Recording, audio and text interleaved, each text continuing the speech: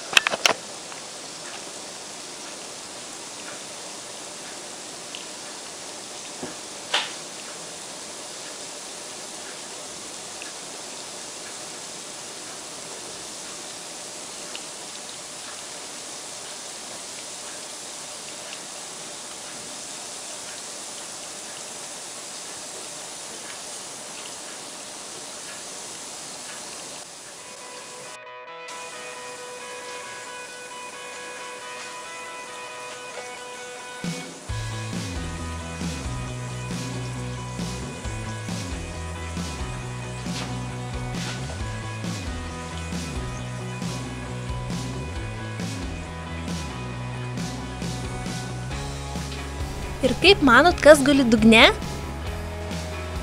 Mėsiukė!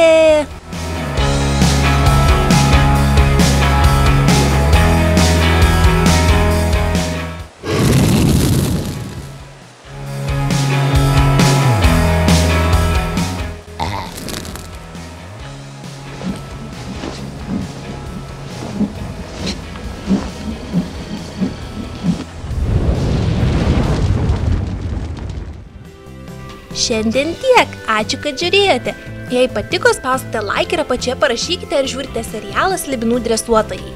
Taip pat prenumeruokite Vaikų kanalą ir sekite mus Facebook. Čia galite matyti kitus Vaikų kanalo vaizdelius.